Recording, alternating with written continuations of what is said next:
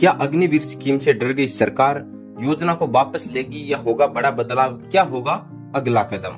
पहला सवाल ये है कि क्या अग्निवीर से सरकार दूरी बनाने लगी है?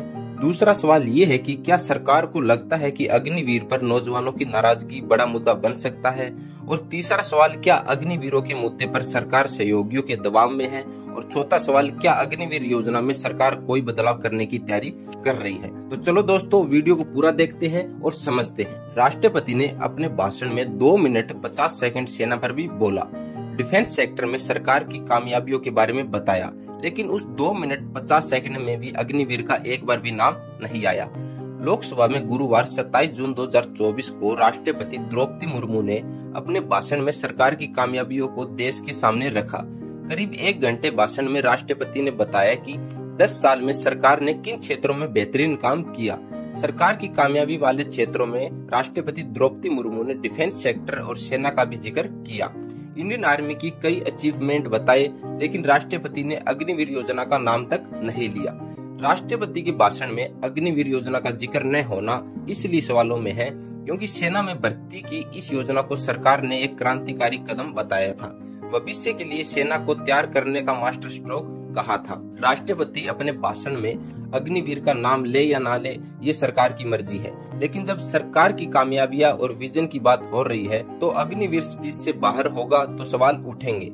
इसलिए भी क्योंकि ये सीधे सीधे देश के लाखों नौजवानों के भविष्य से जुड़ा मामला है। सेना की शॉर्ट टर्म सर्विस पर तब से सवाल उठ रहे हैं जब से मोदी सरकार ने इसे लागू किया था। अग्निवीर योजना की शुरुआत हुई तो सरकार की ओर से स्कीम का खूब प्रचार हुआ, लेकिन अब सरकार की कामयाबी में उसका जिक्र नहीं है। राष्ट्रपति द्रौपदी मुर्मू ने आज लोकसभा में 51 मिनट लंबा भाषण दिया। पूरे भाषण के दौरान राष्ट्रपति ने कृषि सुधार, महिला सशक्तिकरण, economy, election commission, emergency, public transport, paper leak समेत कई मुद्दों पर बात की।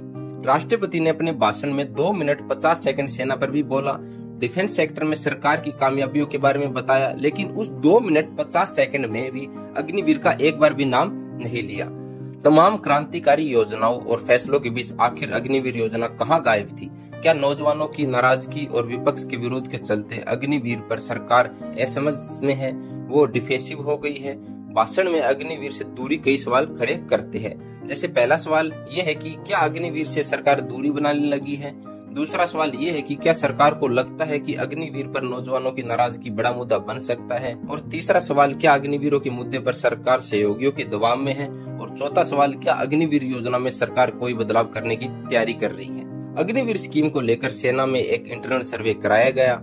इस सर्वे में अग्निवीर योजना से जुड़ी बहुत सी कमियां सामने आई, जैसे मात्र 4 साल की सर्विस सही नहीं है, केवल 25% को पूरी सेवा में प्रमोशन भी सही नहीं है, क्योंकि इसकी वजह से अग्निवीरों का ध्यान ट्रेनिंग पर कम है।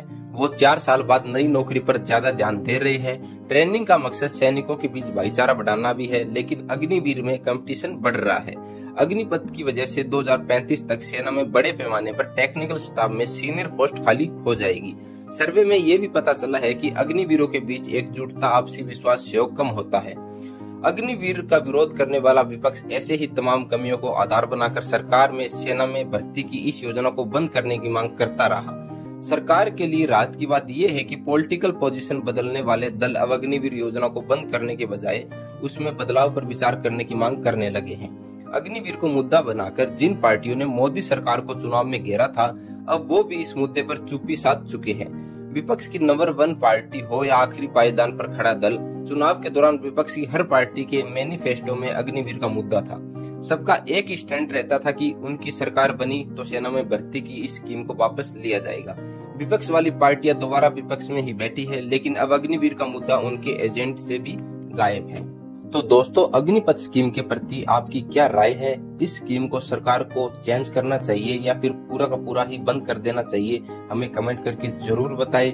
जय हिंद, जय भारत।